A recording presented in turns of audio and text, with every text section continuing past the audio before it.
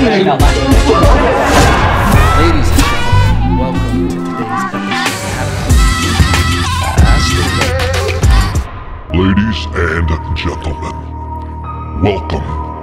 welcome to this special event, the Halloween special. We are so happy to have you. Every single soul in here.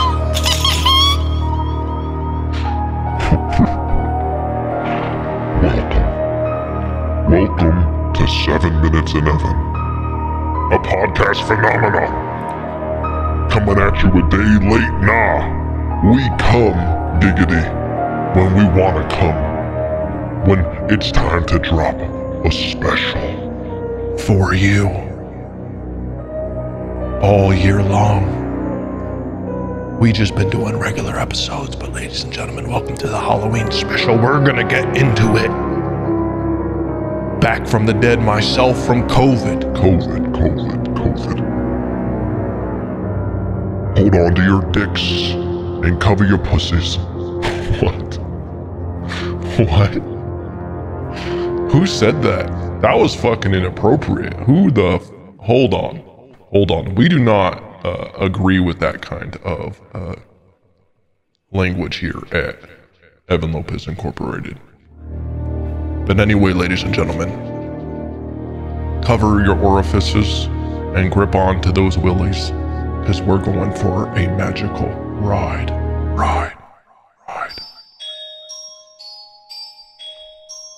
Ladies and gentlemen, welcome to today's episode. A Halloween special. You might be like, Evan, what are you dressed up as? I'm a fucking patriot. I'm an American flag loving, tinfoil hat wearing, goddamn red-blooded, patriotic American, and you can keep your goddamn vaccine and shove it up your own willy hole. How about that, huh? Want to know my stance today on it? Shove it up your willy hole, all right? Cram it, scram. I make decisions over my body here today, okay? January 6th, not that terrible of a thing, okay? Please note, I am referring to my character, patriotic, tinfoil hat wearing, patriot. Fuck 5G. Yeah. So ladies and gentlemen, welcome. Get this goddamn music off. Listen. Is the tinfoil hat already fucking with my head? Yeah. I'm for sure feeling little microscopic cuts on my forehead right now. Almost like a crown of thorns, because that's what I feel like. I feel like he has risen, ladies and gentlemen, from the fire of COVID. Okay? We went through it. I'm reborn, a new man with fucking antibodies to the fucking rafters. Okay?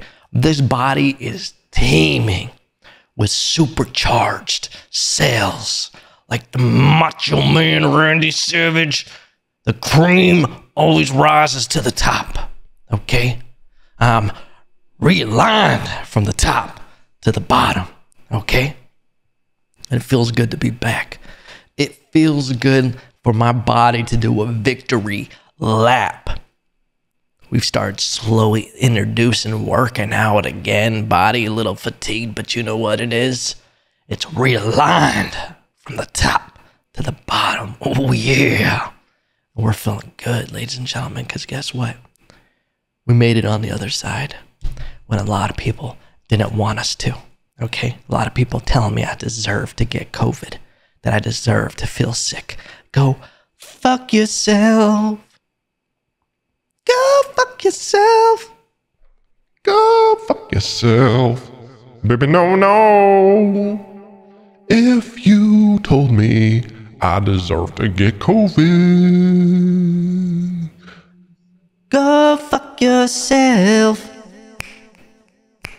'Cause no one else probably wants to. Go fuck yourself. 'Cause you're kind of a shitty person. And I just feel like, why is this So, the fuck is going on with these damn things? Hello? Why the fuck is a robot boss abandoning the bit. Okay, but ladies and gentlemen, we're feeling good. Welcome to the Halloween special. You're like, Evan, you haven't talked about anything Halloween. Well, I'm a patriot at the end of the day, and I'm going to talk about whatever a patriot wants to talk about. And one of them is going to be my civil rights. Okay, my rights as an American to choose, to decide.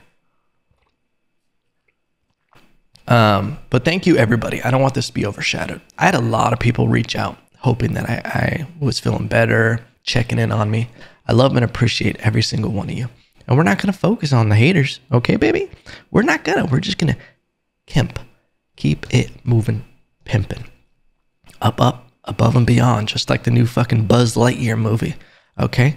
This is one, I don't know if you would call it a reboot, but they're making a Buzz Lightyear story where I'm like, I'm here for it. I respect it. I haven't even seen Toy Story 3. I don't even know if I've seen the second one. But that original Toy Story, flawless movie. That is a flawless movie. I hear the third one is very sad. It's weird when they start milking these movies, these, what would you call them, franchises, to the point where like there's so many weird movies that came out that went straight to DVD. Like fucking remember Lion King 2.5 or 1.5? They're like, hey, this shit's not going to be good enough for a fucking theatrical release, but we're going to fuck around and do some other voices on this shit. Have a pointless movie that's just a money grab, you know? Basically a tax write-off for Disney. If you've ever seen the movie Surf's Up, if you haven't seen it, is one of the greatest movies of all time. Close to my favorite soundtrack. I love Surf's Up. I've seen it. I've probably seen that movie more. Nah, it's definitely on my top 10 list of movies I've seen the most of, because when I was a kid, I would watch movies over and over and over again. That's what you did when you had VHS. You had to really love a movie. Okay, because it wasn't like Netflix. It wasn't like where you have access to every single movie. You make a decision when you buy a VHS or a DVD even. You're making a decision that I would like to partake in this multiple times. That's what you're deciding when you buy a movie. You're supporting it so much. Isn't that crazy? Because like people don't really make money off of these movies anymore. On the back end, like DVD sales, how much have they dwindled since the internet? That entire market. Because I feel like that was a huge part of the movie making industry, like getting the back end. Oh, we'll wait for our DVD release, and then you recoup even more money. It's like that theatrical release, and then also bootlegging. How much everything is available online. If a movie leaks, you're fucked, son. You're fucked. I bet even the shitty cam versions of movies that are in theaters has to take away like the accessibility of being able to get to movies.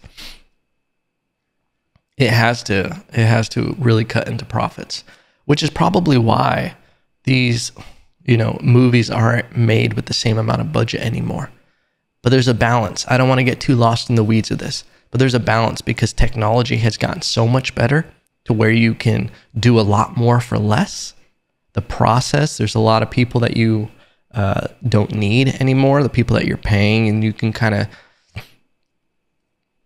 cut the budget up a little bit like that. I mean, fucking that show Rust shouldn't have cut the budget on their fucking armory. I know you guys heard about that. I have zero plans of talking about this, but Alec Baldwin and shooting a cinematographer on the set of Rust, that is terrible. You see those stories and I'm like, fuck. That was such, like when you hear about car accidents and stuff like that, they're sad and you're like, it's tough.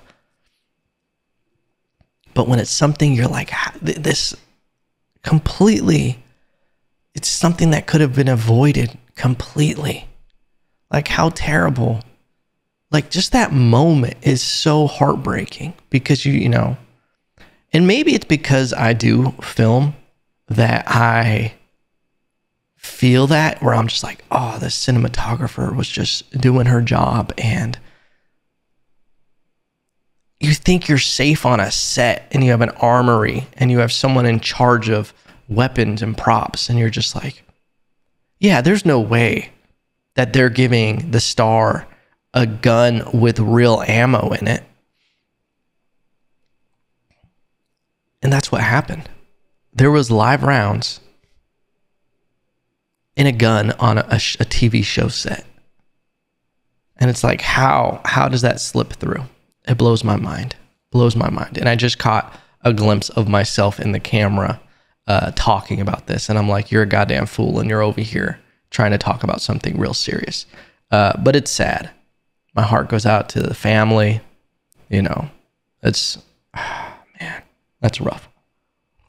But anyway, ladies and gentlemen,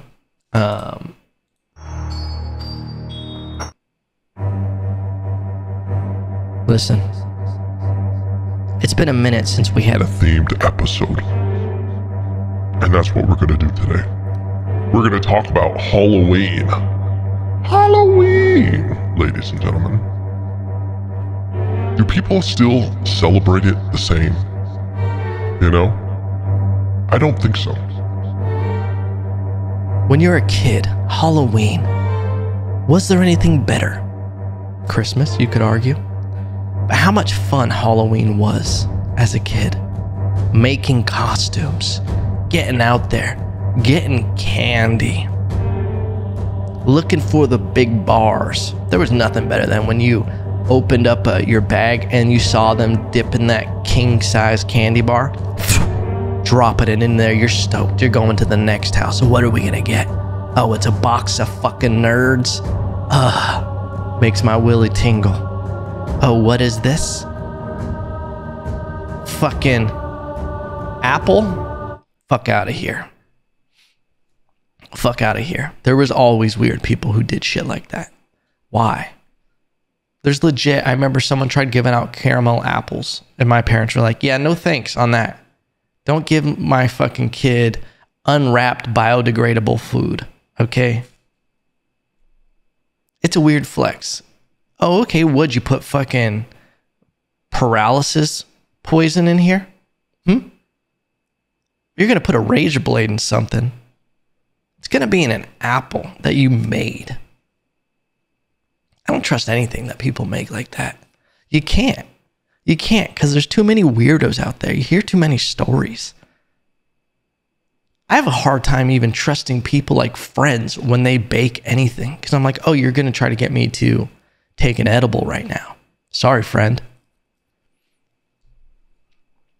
But I couldn't imagine that. Like there's people who actually put razor blades in candy. What people just want to see the world burn like that? Poor little innocent kids. Rat poison and shit.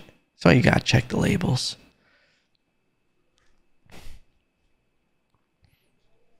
I'm here for it. With Halloween. It's so much candy. It's such a weird thing. When did it turn into candy? It should just be a party in some sense. You know what was dope though? When I was a kid, sometimes we would go to the church that we were part of. Listen, I was a little... You already know your boy is not, the most religious person. I mean, God probably thinks I'm on the other team with some of the stuff I talk about. But I'm still your soldier. I'm still your soldier. But we would go to church. And I remember, dude, I stole fucking Awana bucks from my fucking, my church group. Okay? Definitely going to hell for that. That probably fucked me up. For my entire life, I've been trying to climb out that hole. I'm going to die at 95, and God's going to be like, dude, you almost made it back to even.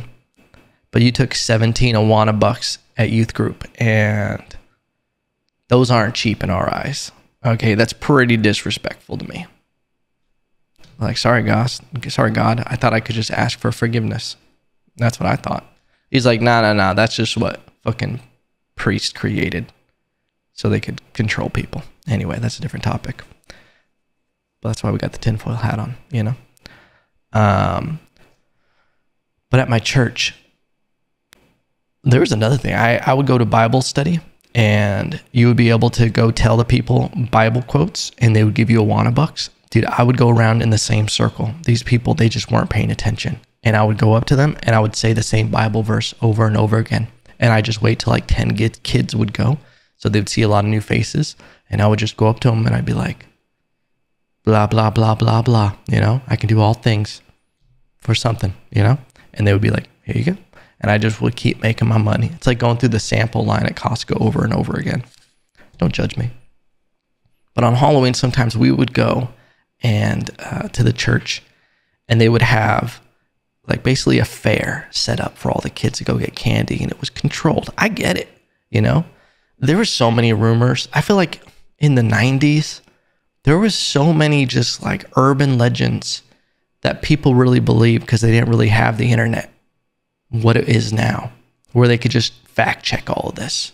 There was always weird things to be like, yeah, some kid Timmy on the other side of town, he ate a fucking gobstopper that had a gun in it that went off and was really a bomb and exploded him.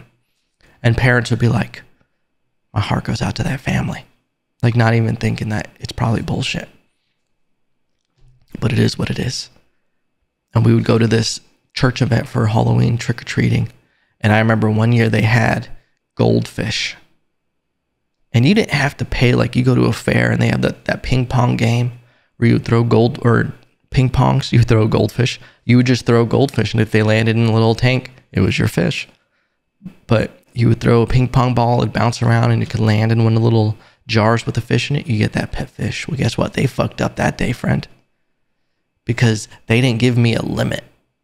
All right? They didn't make me pay anything. I didn't have a job at the time.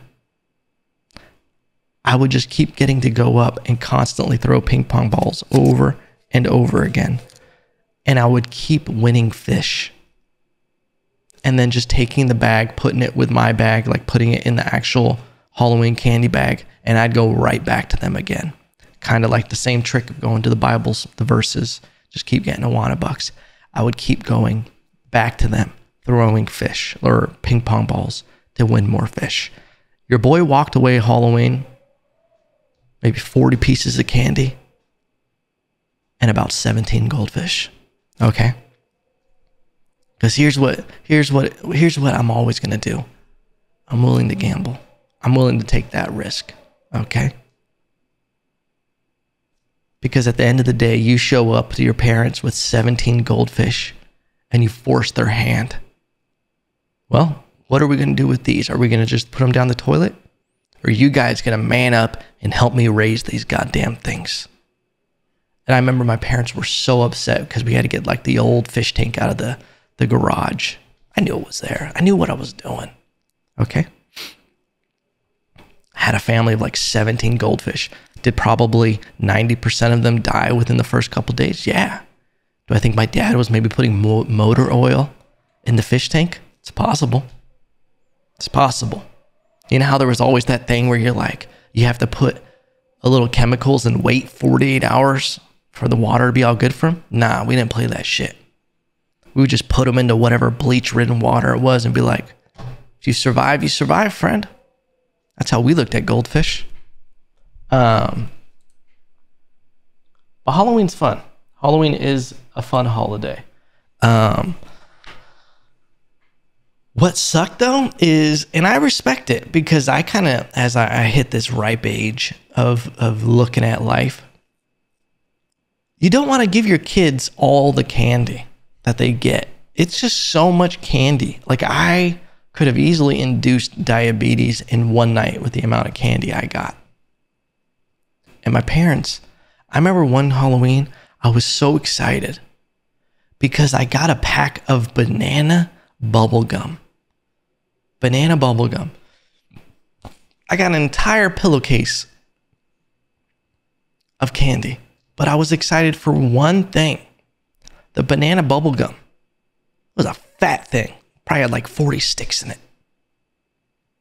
I wake up in the morning. I should have slept with my pillow sack under my pillow, guarded it with my life. But I fucked up and I left it downstairs, and I think my parents did that by design. I ended up with about 10 pieces of candy and no banana bubble gum in sight. I think my fucking parents read some parenting book, some trendy blog parenting idea about cutting out the sugar from Halloween. I earned that candy that night. I went door to door like a goddamn miniature salesman collecting candy. I didn't sign up for these fees, these processing fees that were going to take 90% of my profits. Okay? And it was bullshit. And I remember I kept asking. I said, hey, look, I'm not mad. I get it. Just give me the banana bubble gum. And they kept saying, it's not here anymore. And to this day, I have a conspiracy. I think they sold all my candy. I know they didn't just dump it out. Why would they? My dad's Puerto Rican. He's not wasting shit like that. No way. He probably sold it. He flipped it for a profit to the kids down the street. Never forgave them for that. Never forgave them. One thing that I've always found fascinating is I love the quote, if you don't study history, then you're doomed to repeat it, which is why I think it's so important that we don't dwell. We don't eliminate things from our past. We learn from it. We see the life lessons in it. When people want to just tear down all these statues, they want to completely dismantle these parts of history and wipe them clean and change them. You're doomed to repeat. But one thing aside from that, I like looking at holidays and seeing where they originated from. Like I always found Christmas fascinating. I remember, I don't know if it was last year or the year before, I watched like a 4-hour documentary on the real meaning of Christmas, Saint Nick, who the actual person was that would, give out gifts and everything. And it's like religious ties and everything, how it kind of goes away. It's kind of nuts because Halloween is a similar thing. You look at, it goes back, I believe 2,000 years ago to the Celtics in Ireland. And they had this holiday that they called Samhain.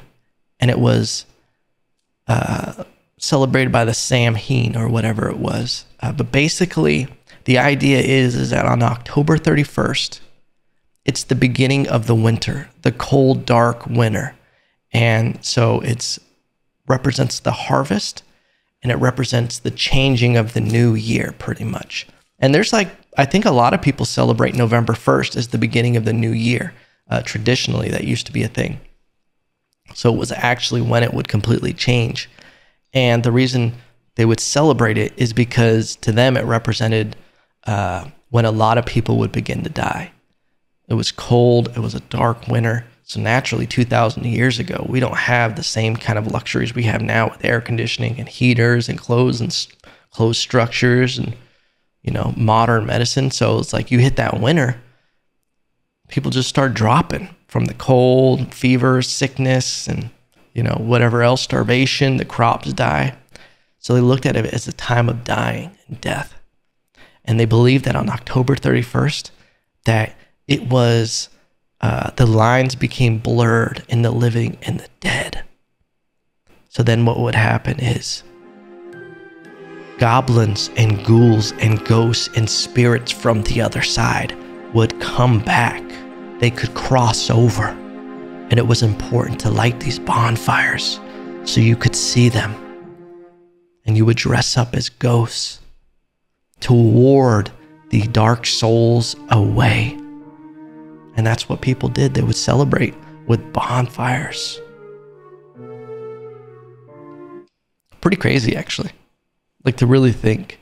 That's what's scary about the past. Isn't it nuts? This is what stops me from being completely, because I'm someone who's easily being like, oh yeah, like thinking about ghosts and shit like that, and like scary movies.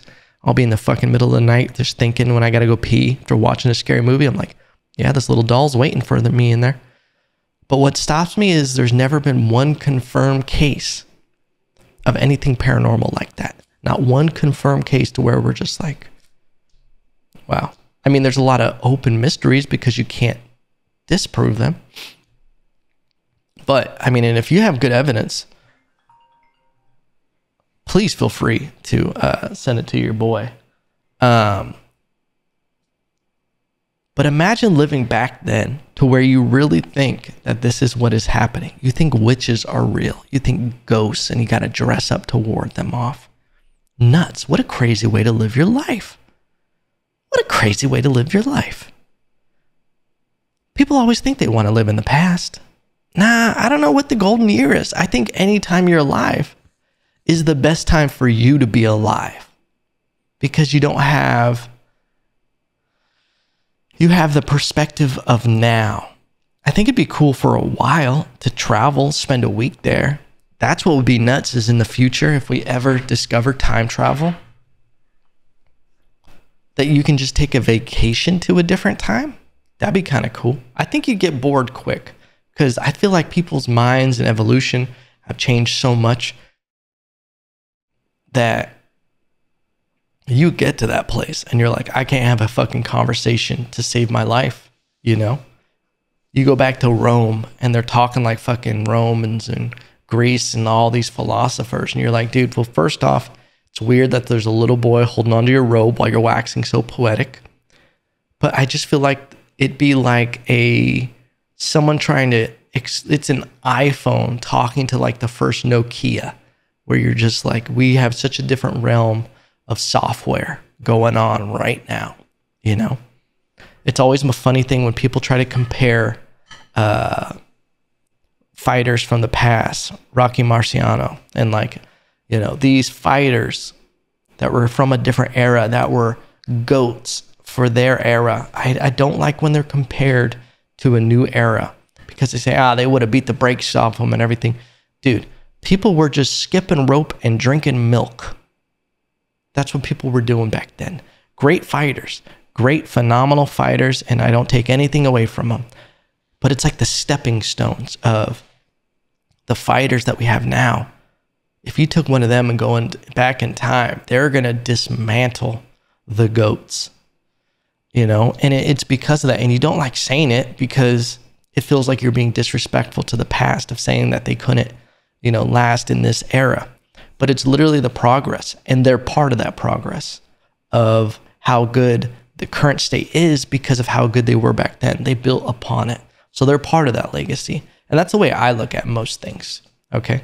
A lot of the progress and everything done is because of the things that happened in the past, which is why you can't judge the past as much. When you start saying, oh my God, they were this and they were that, and if I was there at that time, I would have been different. I'm like, you don't have the perspective or the wherewithal, the knowledge that you have now that would help you make those decisions. Does that make sense? I don't know. Macklemore dropped a new song today, and it's got me all fucked up with this virtue signaling shit, because Macklemore, to me, I loved Macklemore. His album he dropped in 2005. I was fucking with it, Macklemore. I loved it. Even The Heist, I thought that was a great album. And then after that, he started just doing these really virtue signaling songs. And he got real political and real liberal with it. And I'm like, this used to be about the struggle, Mac. This used to be about your story. It used to be about this. And now you're doing all this like vanilla songs. And because I always think that art and being politically correct, they don't mesh as much as you want them. You should be telling your story that you need to express, and not expressing a story that you think people want to hear. No one really likes when people virtue signal in general. So why the fuck would you do it through your music? I'm going to use this platform to virtue signal, especially when it's not authentic. Maybe he really cares and he really wants to do right, but it's like, once you drink that Kool-Aid, you have to work within those parameters. And that's what every Macklemore song after The Heist has felt like to me.